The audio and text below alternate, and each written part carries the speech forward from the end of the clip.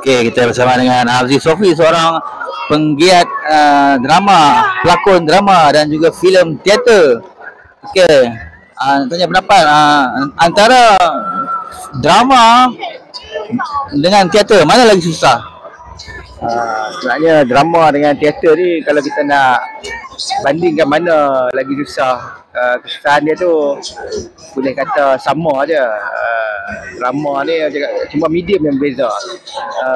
Tahap kesusahan dia tu kita rasa kita boleh bagi kepada macam bergantung kepada naskah apa teks yang kita nak buat tu ataupun watak yang kita nak buat tu.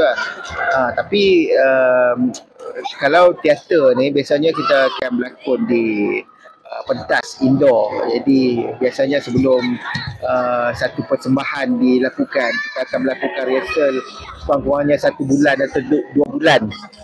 Maksudnya kita akan melakukan babak yang sama tu berulang-ulang kali sampai kita orang cakap fasih, handal lah orang cakap. Kalau macam kata berlaku kesilapan kat atas pentas pun, kita mesti ada cara untuk cover dia. Kalau drama pula, orang kata kita lebih pada lakonan kita lebih kepada dengan kamera. Dengan kamera kadang-kadang di lokasi sebenar. Kadang-kadang kalau kata scene tu, babak tu melibatkan dalam hutan, kita kena berlakon dalam hutan betul. Berbeza lah dengan teater. Kalau teater kita berlakon dalam hutan. Hutan dia adalah hutan masih lagi pentas yang di di mock up menjadi hutan kan kononnya. Tapi kalau drama mungkin kita akan berlakon di lokasi yang sebenar. Itu je beza. Maksudnya masing-masing dia ada cabaran dia tersendiri lah. Tapi apapun dua-dua ni saya cakap baik lakonan drama ataupun teater, dua-dua sangat mencabar. Okey, kalau dalam kalau terlibat dalam sebuah filem tu, adakah awak akan menonton sendiri filem yang anda berlakon tu di pawagam?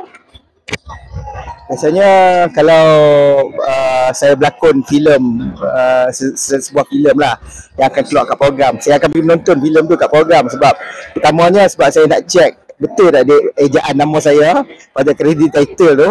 Itu penting. Berarti saya nak tengok lah sendiri lakonan saya supaya untuk next project, next job saya boleh memperbaiki kelemahan saya dalam lakonan saya dalam filem tu.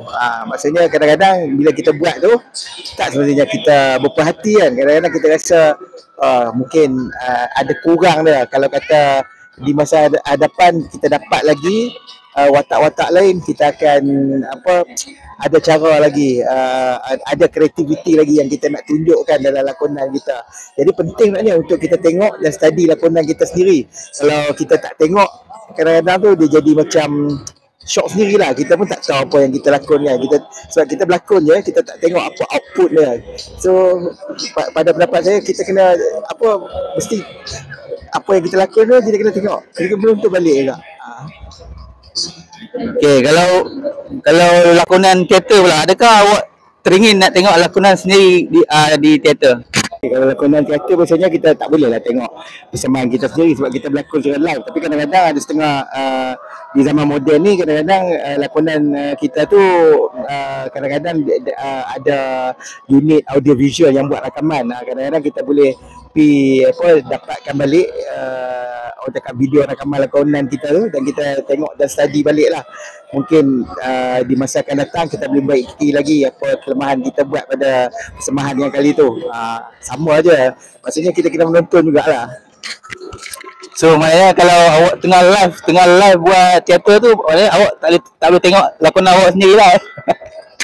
Kalau masa show tu kita tak boleh tengok lah. Pasal kena lepas show lah. Lepas show biasanya kita akan tengok rakaman yang dia orang buat. So kita akan tengok balik waktu tu lah. Maksudnya waktu show tu tak mungkin lah kita boleh tengok sendiri lakonan kita. Orang akan tengok lakonan kita. Waktu show tu kita akan bukan fikir untuk tengok lakonan kita. Kita fikir untuk menjayakan watak yang diberi. Itu yang penting.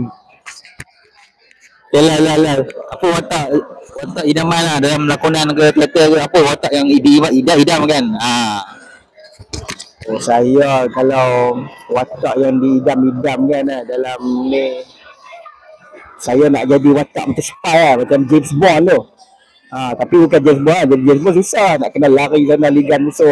Saya nak jadi watak macam bos pada James Bond ni lah. ataupun quartermaster lah, yang tukang buat gadget untuk James Bond tu. Watak tu kan nampak macam saintis, nampak macam brilliant, bijaksana kan, nampak macam authority.